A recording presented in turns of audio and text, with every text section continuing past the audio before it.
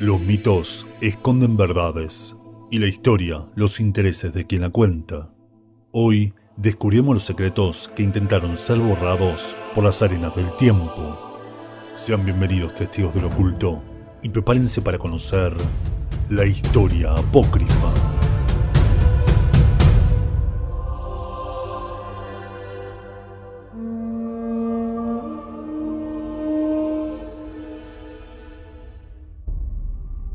Según relata la historia del pueblo hebreo, tras recibir las tablas de la ley en la cima del monte Sinaí, Dios le ordenó a Moisés construir un arca, un cofre que contenga esas tablas y ciertas reliquias que su pueblo fue obteniendo a lo largo de la historia, como la vara de Aarón, capaz de reverdecer la tierra, o una vasija con maná, el alimento entregado por Dios durante su peregrinaje por el desierto. Un arca que, siendo la representación de Yahvé en la tierra, debía estar en el centro de su templo, el tabernáculo, y guiar al pueblo durante su peregrinazgo y encabezar las batallas. Y es que además, el arca de la alianza era un arma sumamente peligrosa, a la que no cualquiera podía acercarse. Tenemos, por ejemplo, la historia de Usa, relatada en 2 Samuel del 1 al 10, quien simplemente la tocó por error, mientras la estaban llevando a Jerusalén, cayendo fulminado en el acto. O peor aún, la suerte de los filisteos, quienes lograron robar el arca llevándola a su templo en Asdod, donde la primera noche decapitó una estatua de Dagón, para el siguiente día dejarla hecha pedazos. Fueron tantas las calamidades que trajo a este pueblo que la fueron trasladando de ciudad en ciudad, dejando a su paso una epidemia de hemorroides y abscesos. Algo que, si fuese un objeto moderno, diríamos, sin temor a equivocarnos, que emitiría una especie de radiación, ¿no? Pero claro, ¿cómo podría ser eso un objeto mitológico creado hace 2000 años? Quizá por eso solo podía ser manipulada por sacerdotes iniciados, pertenecientes a la tribu de Leví. Previo ritual de purificación, vestirse con ropas adecuadas y portar el Joshen, aquel protector pectoral de oro y piedras preciosas específicas, como si hoy nos pusiéramos una especie de traje antirradiación, aunque claro, eso es pura especulación. Fue tal el temor y el caos que causó en el pueblo filisteo que decidieron devolvérsela a los israelitas, entregando sacrificios para aplacar la ira de Dios, siendo finalmente llevada al templo de Salomón en Jerusalén, donde su última referencia histórica la encontramos en 2 Crónicas 35:3, donde fue el rey Josías quien la restituyó el templo por el 642 a.C. A partir de este punto, se pierde entre las arenas del tiempo. Y claro, nuestro trabajo hoy es encontrarla o al menos soltar alguna pista de su paradero actual. Sobre su ubicación hay múltiples teorías. Escondida en alguna cueva del monte Nebo en Jerusalén, donde habría sido escondida por Jeremías al recibir la advertencia de Dios de una cercana invasión de los babilonios, según el segundo libro de los Macabeos. Bajo el primer templo de Jerusalén, como vimos en este video, en una cámara secreta creada por rey Salomón para ocultar sus tesoros si eran asediados por invasores, teniendo en cuenta que tras la conquista persa el arca no fue descripta entre los tesoros robados. En el Monte de la Calavera, también en Jerusalén, donde la ubica el arqueólogo bíblico Ron White, aunque sus investigaciones fueron desacreditadas por la arqueología. O quizá se encuentre fuera de Jerusalén. Y es que, como hablamos en este video, existe la posibilidad de que haya sido descubierta por los templarios y llevada a Francia, como se ve en el pórtico de los iniciados en la catedral de Chartres. O quizá, y como muestra el arco de triunfo de Tito, construido tras la conquista de Tierra Santa por Roma en el 70 de nuestra era, donde se ve a los soldados romanos trayendo grandes tesoros de Israel, como la menorá, el candelabro sagrado de 7 velas, o un misterioso objeto que algunos señalan como el Arca de la Alianza, y las trompetas que tumbaron las murallas de Jericó. O quizá esto sea la Mesa de Salomón, un antiguo objeto mágico donde estaba tallado el nombre de Dios, permitía comunicarse con él y conocer el pasado y el futuro. Pero de todo esto hablaremos en el próximo video y último de esta serie. Ahora centrémonos en su última y más probable ubicación en la lejana región de Etiopía, en África. La Iglesia Ortodoxa Etíope es quizá la más misteriosa de todo el abanico abrámico, una iglesia que data del 330 de nuestra era. Y qué interesante número, ¿no? 330, siendo previa a la colonización europea del continente africano.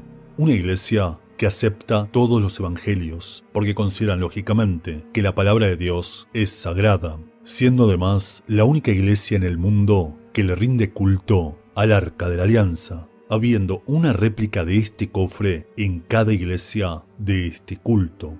La razón de esta devoción llega por el Kebra Nagast, o digamos la crónica historia aceptada del pueblo etíope, donde se cuenta la historia de su primer emperador, el rey Menelik I, quien sería un hijo extramatrimonial del rey Salomón y la reina de Saba. Menelik viajó a ver a su padre al cumplir los 22 años, y nuevamente un número maestro. Curioso, ¿verdad? Siendo recibido con honores por Salomón, quien además le ofreció ser heredero de su trono.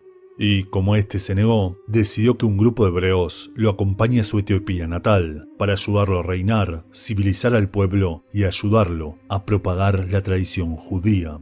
Y ya sea porque se la robó o porque Salomón se la entregó, Menelik se llevó a su tierra natal el Arca de la Alianza, quien además no solo reconoció su reinado, sino que, en caso de que se la haya robado, cuando Salomón intentó recuperarla, el Arca de la Alianza protegió a Menelik.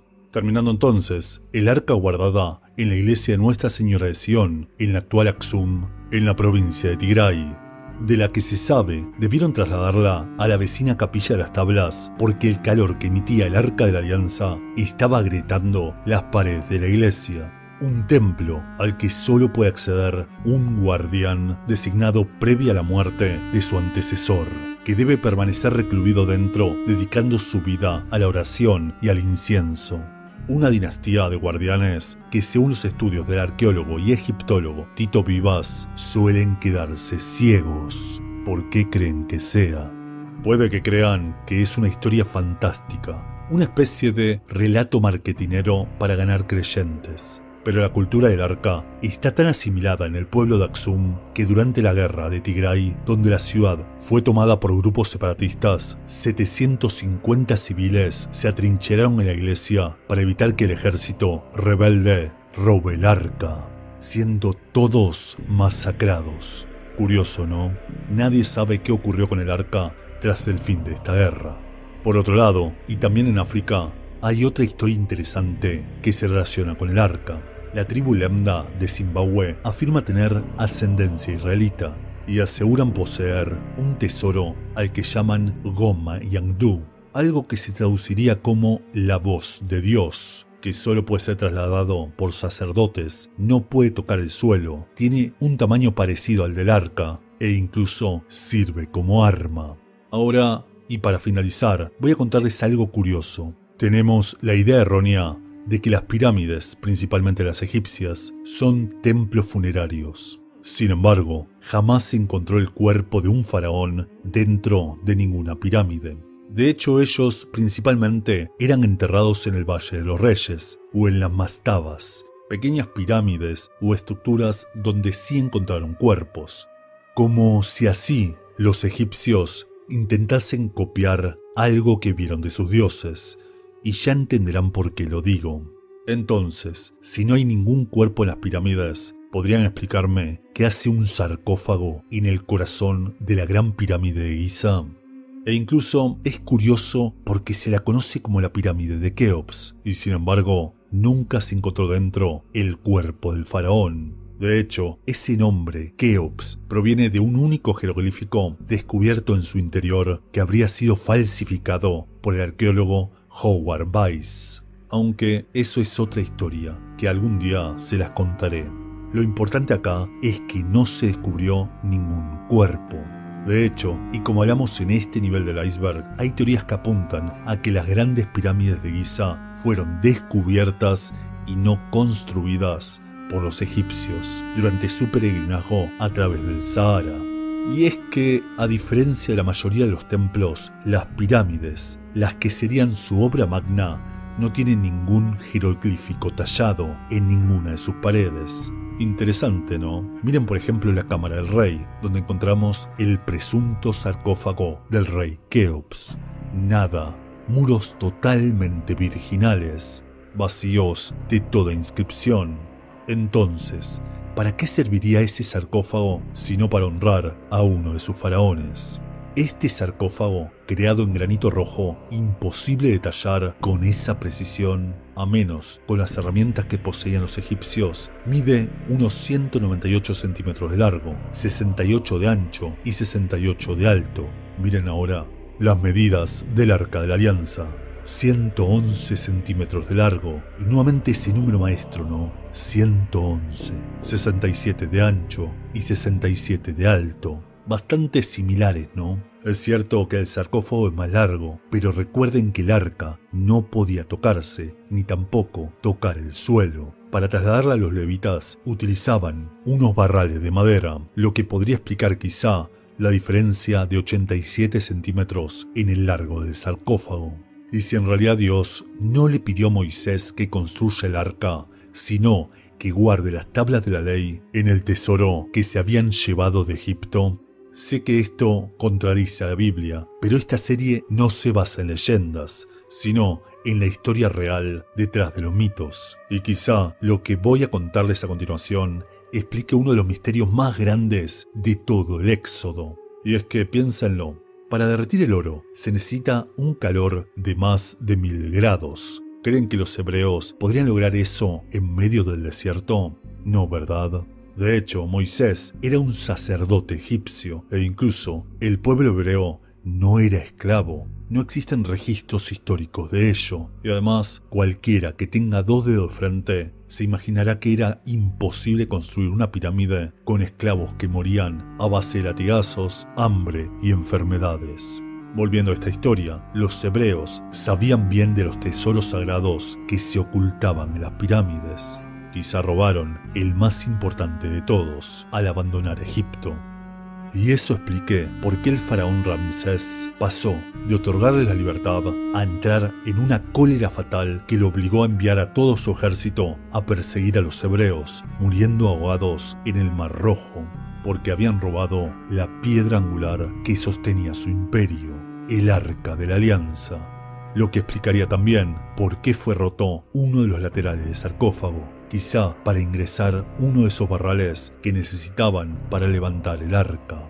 Y es que la palabra pirámide proviene del griego piramis, que significa hoguera o fuego en el interior. ¿Recuerdan aquel calor abrasador que emana del arca y que causó que las paredes de aquel templo en Etiopía terminen resquebrajadas? Quizá el Arca de la Alianza funcionaba como una especie de batería que permitía el verdadero funcionamiento de las pirámides. Pero, lejos de desvariar en algo de lo que no tengo pruebas, el arca funcionaba como la representación de Dios en la tierra. ¿Entienden por qué los egipcios crearon las mastabas o pequeñas pirámides para enterrar a sus faraones? Porque querían imitar lo que hicieron los dioses con su representación. Meter el arca en un sarcófago en el corazón de la gran pirámide para manifestar su poder divino. Ahora, miren bien el arca. ¿No les recuerda a algo estos querubines que adornan la parte superior? ¿No les recuerda, mejor dicho, a alguien a quien mencionamos varias veces en esta serie? La diosa que dio origen a París.